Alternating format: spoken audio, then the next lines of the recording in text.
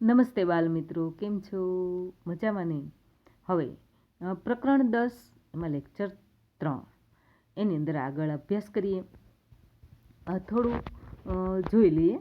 શબ્દોમાં લખો તો 0.4 એટલે કે 4 દશાંશ, 0.6 એટલે 1 પૂર્ણાંક 6 દશાંશ, 0.8 એને આપણે એમ બોલીએ 8 દશાંશ, 0.25 તો 25 સત્તાંશ, કારણ કે પોઈન્ટ પછી બે આંકડા હોય એટલે સત્તાંશ ગણાય, અને પોઈન્ટ પછી એક આંકડો હોય તો દશાંશ કહેવાય.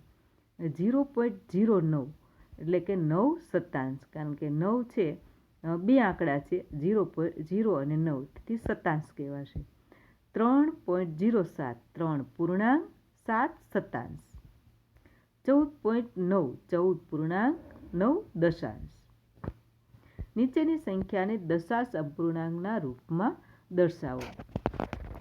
5 દશાંશ હોય તો એને આપણે દશાંશ અપૂર્ણાંકમાં લખવું હોય તો 0.5 આ રીતે આપણે લખી શકીએ છીએ.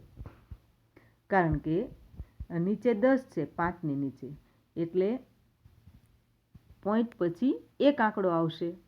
હવે 8 સત્તાંશ, 8ના છેદમાં 100 તો 0.08 આવશે, કારણ કે નીચે 100 છે. 0.08 આવશે.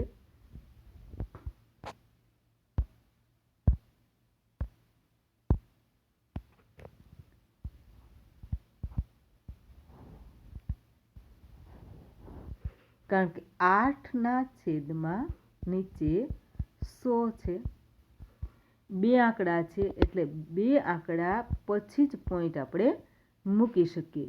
એટલે 8 સત્તાંશ એને દશાંશ અપૂર્ણાંકમાં લખો ત્યારે 0.08, 8ની આગળ 0 મૂકવો પડે, બે આંકડા કરવા પડે, ત્યારે 8 સત્તાંશ દશાંશ અપૂર્ણાંકમાં એની કિંમત થાય. હવે ત્રીજો દાખલો જોઈએ. 2.7 સત્તાંશ તો 2 પૂર્ણાંક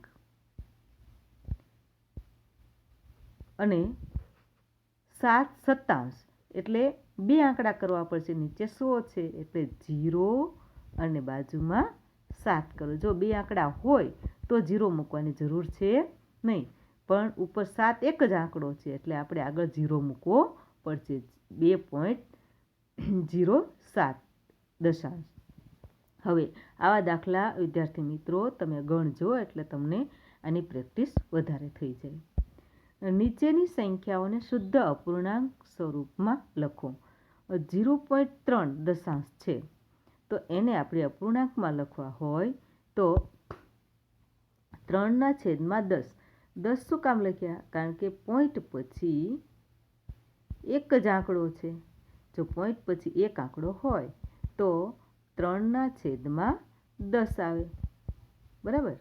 એવી રીતે બીજો દાખલો જુઓ. 0.40 તો આપણે એને અપૂર્ણાંકમાં લખવું હોય તો 40ના છેદમાં 100 કરવા પડે, કારણ કે 0 પછી બે આંકડા છે, બે આંકડા હોય તો નીચે 100 લખવાના. ત્રીજો દાખલો જુઓ. 0.02 તો 2 સત્તાંશ, એટલે 2ના છેદમાં 100 આવશે, કારણ કે પોઈન્ટ પછી બે આંકડા છે, બરાબર. આ વાત પણ તમારે બરાબર સમજી લેવાની છે, અને આવા દાખલાઓ તમે ગણશો તો આની પ્રેક્ટિસ થઈ જશે તમને. નીચેની સંખ્યાઓને મિશ્ર સંખ્યાના સ્વરૂપમાં લખો. હવે 3.7 છે એને મિશ્ર સંખ્યામાં લખવાનું છે આપણે. તો 3 છે એ પૂર્ણ છે, એટલે 3 પૂર્ણાંક અને 7ના છેદમાં 10.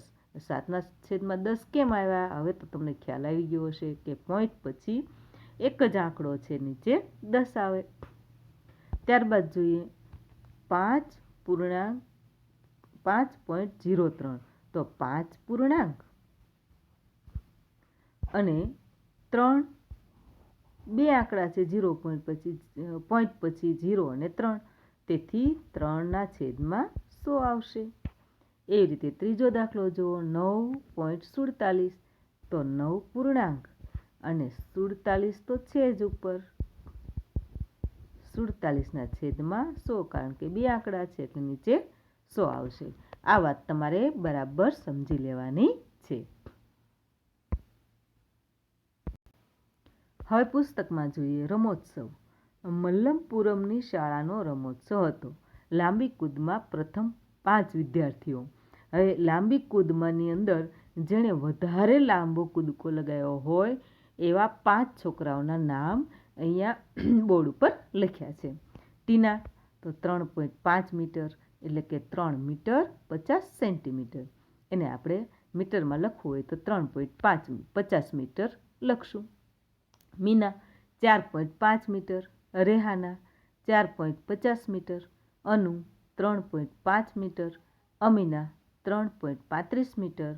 ટીનાએ 3.50 મીટર કૂદકો લગાવ્યો, જે 3 મીટર અને 50 સેમી છે. પરંતુ અનુએ કેટલો લાંબો કૂદકો લગાવ્યો?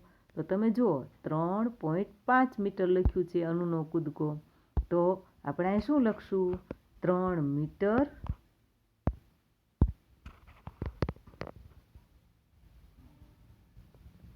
અને 5 સેન્ટીમીટર.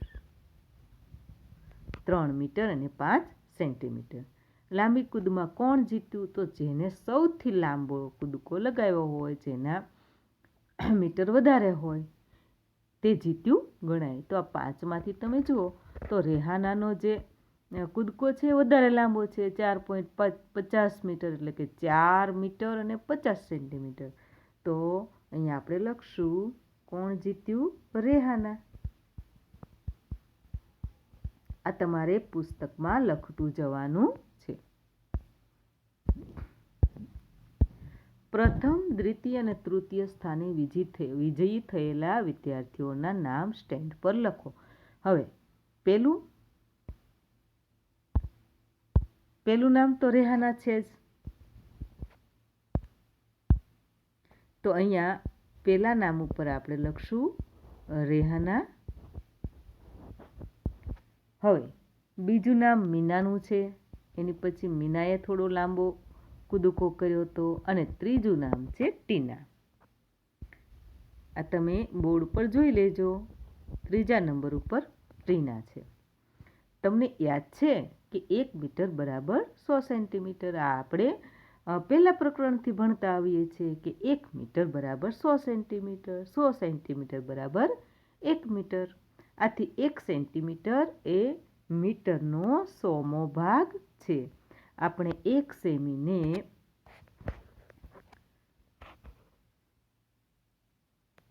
1/100 મીટર પણ લખી શકીએ છીએ.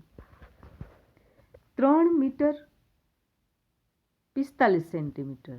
તો આપણે એને મીટરમાં દર્શાવવું હોય તો 3.45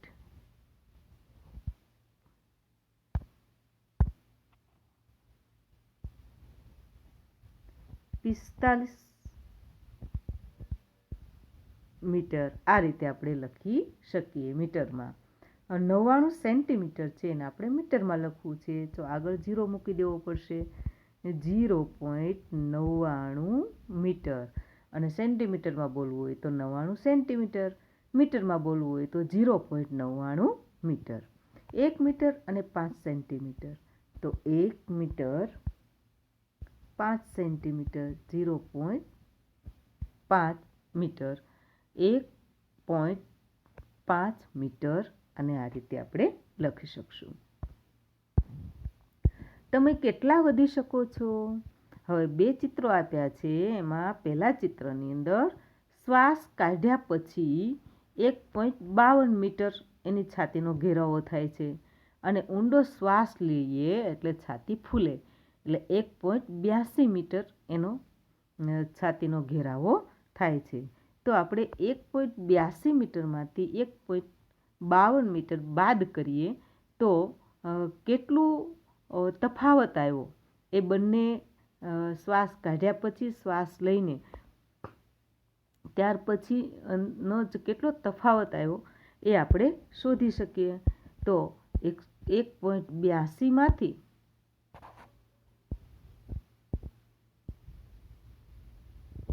આપણે 1.82 માંથી 1.52 બાદ કરીએ તો આપણને ખ્યાલ આવી જાય કે કેટલો તફાવત થશે. 2 માંથી 2 જાય 0, 8 માંથી 5 જાય તો 3, 1 માંથી 1 જાય 0, એટલે 0.30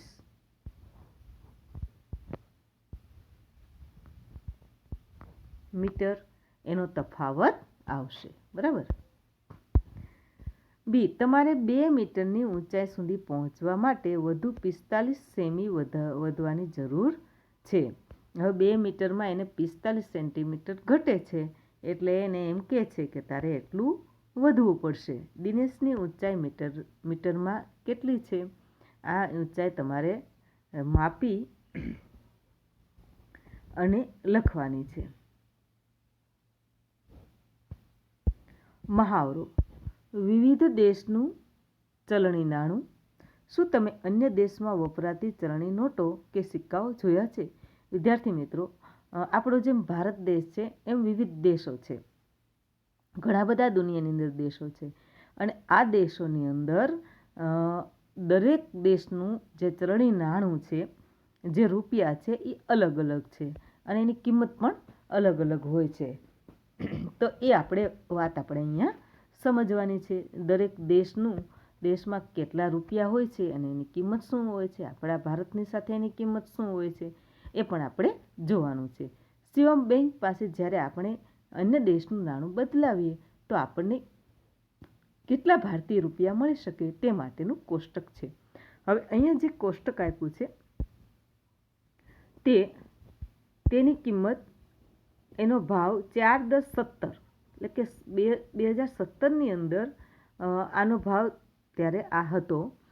દરરોજ આના ભાવ બદલાતા હોય છે, એટલે આપણે 2017નો જે ભાવ છે એના દ્વારા આપણે આ વાત સમજવાની છે. દેશ, બીજું ખાનું ચલણી નાણું, ચલણ, અને ત્રીજું ખાનું ભારતીય રૂપિયામાં. તો દેશનું નામ આપ્યું છે કોરિયા, અને ત્યાં કોરિયાની અંદર જે રૂપિયા હોય, આપણે ભારતની અંદર રૂપિયો કહીએ છીએ, તો કોરિયાની અંદર રૂપિયાને વોન કહેવામાં આવે છે. અને એ એક વોન છે એ ભારતમાં જો વટાવવામાં આવે તો 0.06 રૂપિયા, એટલે કે 6 પૈસા. રૂપિયામાં ગણીએ તો 0.06 રૂપિયા અને પૈસામાં ગણીએ તો 6 પૈસા. એક વોનના આપણને ફક્ત 6 પૈસા ભારતમાં મળે. શ્રીલંકામાં રૂપિયો જ કહેવાય છે, શ્રીલંકન રૂપિયો કહેવાય છે. હવે એને તમે ભારતમાં વટાવવા જાઓ તો 0.43 રૂપિયા, એટલે કે 43 પૈસા તમને મળે. નેપાળમાં પણ રૂપિયો કહેવાય છે. હવે ભારતની અંદર એની કિંમત 0.62 રૂપિયા, એટલે કે 62 પૈસા મળે. નેપાળનો 1 રૂપિયો તો ભારતના 62 પૈસા. હોંગકોંગમાં ડોલર કહેવાય છે, અને ભારતમાં $1 તમે વટાવો બેંકમાં જઈને તો તમને $8.40 મળે $1. દક્ષિણ આફ્રિકામાં એને રેન્ડ કહેવાય છે રૂપિયાને, અને ભારતની અંદર 1 રેન્ડના તમને 4.80 રૂપિયા, એટલે કે $4.80 તમને મળે. ચીન છે તેના રૂપિયાને યુઆન કહેવાય છે. આ 1 યુઆન ભારતની અંદર 9.83 રૂપિયા, એટલે કે $9.83 મળે. યુએઈમાં દિરહામ કહેવાય છે, અને ભારતની અંદર 1 દિરહામની કિંમત 17.79 રૂપિયા મળે છે. યુએસએમાં ડોલર કહેવાય છે, અને ભારતની અંદર એની કિંમત $1ની કિંમત 65.29 રૂપિયા મળે છે. જર્મનીમાં યુરો કહેવાય. ભારતની અંદર એની કિંમત 1 યુરોની કિંમત 76.83 રૂપિયા છે.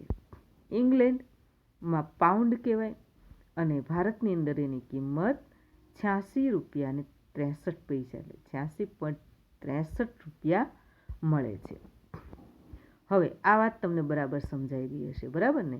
હવે જેમ આપણે દાખલા ગણતા જશું એમ તમને આ વસ્તુ છે બરાબર સમજાઈ જશે. પહેલો દાખલો છે, કયા દેશનું ચલણી નાણું ભારતીય રૂપિયામાં સૌથી વધારે કિંમત દર્શાવે છે? તો અહીંયા તમે કોષ્ટકની અંદર જુઓ તો સૌથી નીચે ઇંગ્લેન્ડ, તો એનું જે ચલણી નાણું છે એ ભારતમાં વધારે રૂપિયા મળે છે, 86.63 રૂપિયા મળે છે, એટલે કે 86 રૂપિયા અને 63 પૈસા આપણને એક ઇંગ્લેન્ડના 1 પાઉન્ડના મળે છે, એટલે બધા કરતાં તેની કિંમત વધારે છે.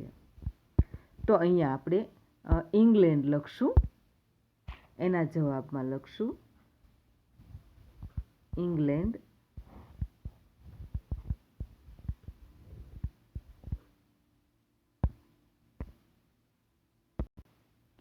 પહેલા દાખલાનો જવાબ ઇંગ્લેન્ડ. હવે બીજો જોઈએ, મિથુનના કાકા અમેરિકામાં રહે છે, તે મિથુનને ભેટ તરીકે $10 મોકલે છે. મિથુન શાળા પ્રવાસ માટે 350 રૂપિયા વાપરે છે, તો તેની પાસે કેટલા રૂપિયા વધશે? સૌ પ્રથમ વિદ્યાર્થી મિત્રો, તમારે આ જે રકમ લખી છે બરાબર સમજી લેવાની, તો તમને દાખલો ગણવાની ખૂબ મજા આવશે. મિથુનના કાકા છે એ અમેરિકામાં રહે છે. હવે તે મિથુનને ભેટ તરીકે $10, ત્યાં યુએસએમાં ડોલર કહેવાય છે રૂપિયાને, તો એ $10 મોકલે છે. હવે મિથુન છે એ શાળાના પ્રવાસમાં ગયો, તો આ $10માંથી એણે 350 રૂપિયા શાળાના પ્રવાસ માટે વાપર્યા, તો હવે તેની પાસે કેટલા રૂપિયા વધશે? સૌ પ્રથમ તો આપણે જે ડોલર છે એના ભારતના રૂપિયામાં એને બદલાવવા પડશે, બરાબર? તો સૌ પ્રથમ જોઈએ, મિથુનને કાકા તરફથી મળેલી રકમ $10, બરાબર? આટલી વાત તમને સમજાઈ ગઈ. હવે $1ની કિંમત શું છે? આપણે કોષ્ટકમાં જોયું તો $1ની કિંમત 65.29 રૂપિયા ભારતીય રૂપિયા થાય છે. તો હવે આપણે $10 છે એને કેટલા રૂપિયા આવશે? તો $10 બરાબર કેટલા? તો 10 ગુણ્યા 65.29 આપણે કરવા પડે. 65.29 સાથે 10ને આપણે ગુણાકાર કરીએ તો આપણને ખબર પડે કે તેને કેટલા રૂપિયા મળશે $10ના. તો જુઓ, આ ગુણાકાર પણ સાવ સહેલો જ છે.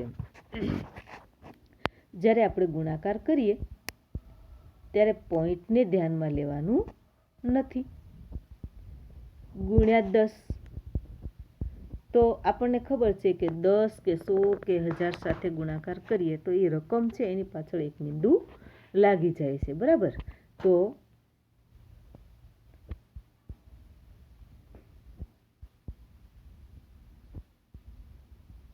અને એની પાછળ એક બિંદુ લાગી જશે. હવે પોઈન્ટ ક્યાં હતો એ આપણે જોવાનું. તો 2 આંકડા પછી પોઈન્ટ હતો, તો આપણે પણ અહીંયા 2 આંકડા પછી પોઈન્ટ મૂકવાનો છે, એટલે જવાબ કેટલો આવશે? 652.90 પૈસા. 652 રૂપિયા 90 પૈસા એમને $10ના મળશે, બરાબર? હવે એને વાપર્યા કેટલા? શાળા પ્રવાસમાં વાપરેલ રૂપિયા 350. તો 652.90માંથી આપણે 350 રૂપિયા બાદ કરીએ તો 302.90 પૈસા રૂપિયા મળે. 302.90 રૂપિયા આપણને મળે, એટલે કે 302 રૂપિયા અને 90 પૈસા આપણને મળશે, એટલે કે તેને બાકી વધશે એને પ્રવાસમાં વાપર્યા પછી. વિદ્યાર્થી મિત્રો, આ દાખલો સમજીને તમારે ગણિતની પાકી નોટમાં લખવાનો છે. હવે એની પછીનો દાખલો જોઈએ. માજીદના પિતાજી સાઉદી અરેબિયામાં કામ કરે છે. તમે આ રકમ બરાબર પહેલાં સમજજો. તેમને પગાર પેટે 1000 સાઉદી દિરહામ મળે છે. હવે માજીદ નામનો છોકરો છે એના પપ્પા સાઉદી અરેબિયામાં કામ કરે છે અને એને પગારમાં દિરહામ મળે છે. સાઉદી અરેબિયામાં રૂપિયાને દિરહામ કહેવામાં આવે છે. એ 1000 દિરહામ એનો પગાર છે, બરાબર? આટલું સમજાઈ ગયું. હવે અરુણના પિતાજીની વાત થાય છે. અરુણના પિતાજી શ્રીલંકામાં કામ કરે છે અને એને પગાર પેટે 2000 શ્રીલંકન રૂપિયા મળે છે. એને આખો મહિનાના પગાર 2000 શ્રીલંકન રૂપિયા મળે છે. તો તો પગાર પેટે ભારતીય ચલણ મુજબ કોને વધારે રૂપિયા મળે? તો હવે આપણે માજીદના પપ્પાનો પગાર જે દિરહામ છે એને પણ ભારતના રૂપિયામાં બદલાવવા પડશે અને શ્રીલંકન રૂપિયા છે એને ભારતના રૂપિયામાં બદલાવવા પડશે. પછી આપણને ખબર પડશે કે કોના પપ્પાનો પગાર છે એ વધારે છે. બરાબર. તો સૌ પ્રથમ આપણે માજીદના પપ્પાનો પગાર જોઈ લઈએ. માજીદના પિતાજીનો પગાર 1000 દિરહામ છે. તો 1 દિરહામ બરાબર 17.79 રૂપિયા ભારતીય રૂપિયા થાય છે 1 દિરહામના. તો હવે આપણે 1000 દિરહામના કેટલા રૂપિયા થાય એ જોવું પડે. તો 1000 ગુણ્યા 17.79. તો તમે જુઓ છો કે ગુણાકાર કરીએ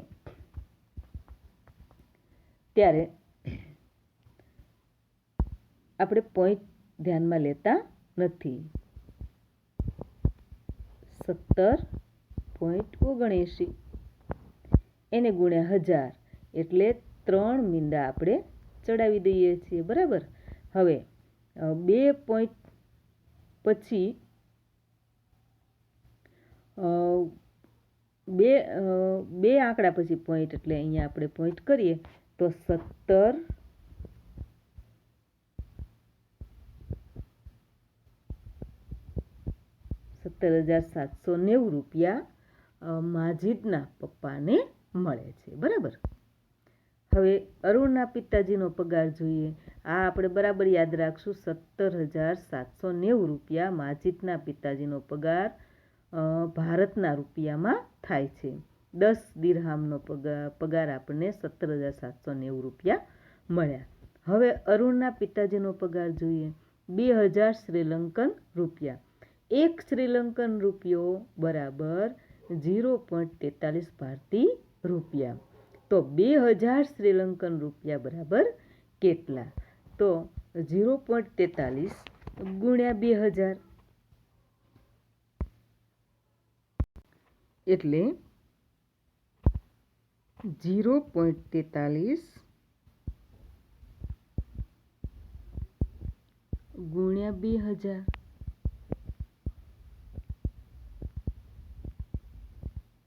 હવે તમે જુઓ કે 2000ના 3 શૂન્ય આપણે અહીંયા મૂકી દઈશું. બરાબર. 2 તેરી 6, 2 ચોક 8.0. હવે પોઈન્ટ પછી બે આંકડા છે તેથી આપણે અહીંયા પોઈન્ટ મૂકશું. 860 રૂપિયા અરુણના પિતાજીને મળશે. તો હવે તમે જુઓ કે માજીદના પિતાજીનો પગાર 17,790 રૂપિયા અને અરુણના પિતાજીનો પગાર 860 રૂપિયા. કોનો વધારે થયો? તો તમને ખ્યાલ તો આવી જ ગયો હશે. બરાબર. તમે બધા ખૂબ હોશિયાર છો. આમ માજીદના પિતાજીને અરુણના પિતાજી કરતાં વધારે રૂપિયા મળે. ડી દાખલો જોઈએ. લીનાના કાકી લીના માટે ચીનથી એક ભેટ લાવે છે જેની કિંમત 30 યુઆન છે. તેની ભારતીય ચલણ મુજબ કિંમત શોધો.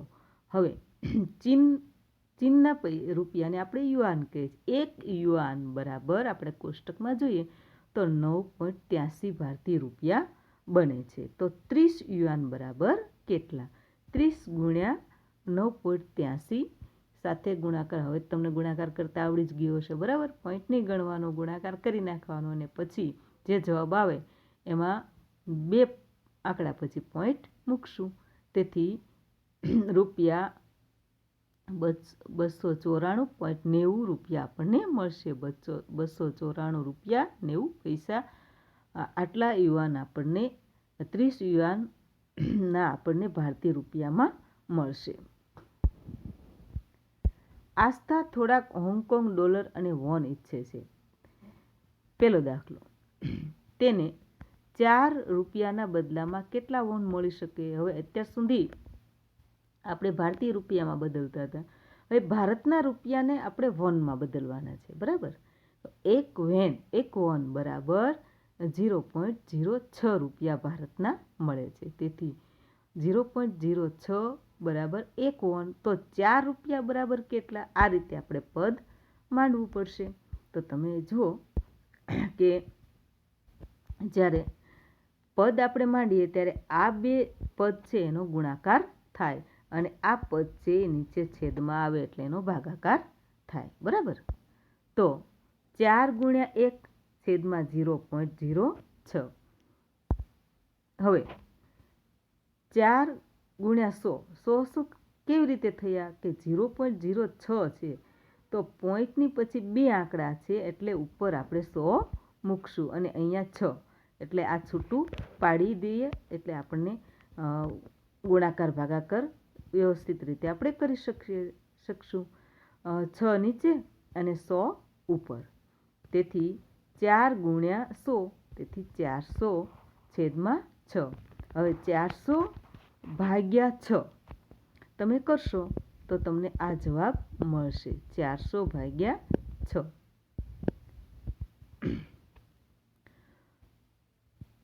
છાંયે છાંયે 36. હવે 40માંથી 36 બાદ કરો તો અહીંયા 4 વધશે, પરથી ઉતાર્યા 4, 40 થયા. હવે છાંયે છાંયે 36 ભાગ ચાલશે.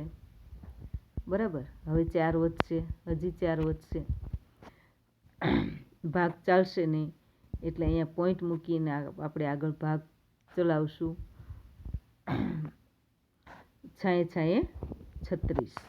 આ રીતે હવે આ દાખલામાં બધામાં છાંયે છાંયે 36, 40 જેમ તમે 0 મૂકતા જશો એમ 40 થતા જશે અને આગળ આ રીતે વધતા જશે. તો આપણે વધારે આગળ નહીં વધીએ તો અહીંયા પણ 6 આવશે તો એને આપણે 7 કરી શકશું. તેથી 66.67 વન છે એ આપણને મળશે. હવે 400 રૂપિયાના બદલામાં કેટલા મળે? તો જુઓ 0.06 રૂપિયા હોય તો 1 વન મળે, તો 400 રૂપિયા હોય તો કેટલા વન મળે? તો આમાં પણ આપણે એ રીતે પદ મૂકશું, 400 ગુણ્યા 1 છેદમાં 0.06. હવે 0.06 ને આપણે છૂટા પાડશું એટલે ઉપર 100 જશે એટલે 400 ગુણ્યા 100 એટલે થશે 40,000. 400 ગુણ્યા 100 એટલે 40,000 થશે અને છેદમાં આવશે 6. 40,000ને 6 સાથે આપણે ભાગાકાર કરીએ તો 6,666.67 વન આપણને મળશે. 400 રૂપિયાના બદલામાં આટલા વન આપણને મળશે. બરાબર. આ દાખલો પણ તમે બરાબર સમજીને ગણજો. તેને 508 રૂપિયાના બદલામાં કેટલા હોંગકોંગ ડોલર મળે? હવે અહીંયા વનની વાત નથી થતી, હોંગકોંગ ડોલરની વાત થાય છે. રૂપિયા 8.40 બરાબર 1 હોંગકોંગ ડોલર થાય છે. આપણા કોષ્ટકની અંદર આ લખેલું છે. 8.40 રૂપિયા બરાબર 1 ડોલર. તો 508 રૂપિયાના બદલામાં આપણે કેટલા ડોલર હોંગકોંગ ડોલર મળે છે ગોતવાનું છે. તો 508 ગુણ્યા 1, હમણાં મેં વાત કરી એમ આ બેને જો પદ માંડ્યું હોય તો આ બેનો ગુણાકાર થાય અને આ નીચે છેદમાં આવે એનો ભાગાકાર થાય. તો 508 ગુણ્યા 1 છેદમાં 8.40. હવે 508 ગુણ્યા 8.40 છે એને આપણે 8.4 પણ કહી શકશું એની કિંમત. તેથી 84. પદમાં જુઓ 508 ગુણ્યા ઉપર 10 કરશું કારણ કે 8.4 છે તો પોઈન્ટ પછી એક આંકડો છે એટલે ઉપર આપણે 10 મૂકશું, 100 નહીં મૂકીએ. બરાબર. અને નીચે 84. તો હવે એનો જ્યારે છેદ ઉડાડશો 508ના 8ને 2 ભાગીએ તો 254 આવશે, 84ને 2 ભાગીએ તો 42 આવશે. આ રીતે આપણે એના છેદ ઉડાડશું. 254ને 2 ભાગશું તો 127 આવશે અને 42ને 2 ભાગશું તો 21 આવશે. હવે વધ્યા કેટલા? 127 ઉપર અને નીચે 21 વધ્યા. તો 127 ગુણ્યા 10 તો 1270 0 ઉપર લાગી જશે અને 21 નીચે ભાગાકારમાં આવશે. તો 1270 ભાગ્યા 21 તમે કરશો. આ દાખલો તમારે જાતે ગણવાનો છે. 1270 ભાગ્યા 21 તમારે આ રીતે આ દાખલો ચેક કરવાનો છે, ગણવાનો છે. 1270 ભાગ્યા 21 આ તમારે જાતે ભાગાકાર કરી અને આ જવાબ છે ચેક કરવાનો છે. તો એનો જવાબ આવશે $60.47, એટલે કે 508 રૂપિયા હોય તો $60.47 મળે.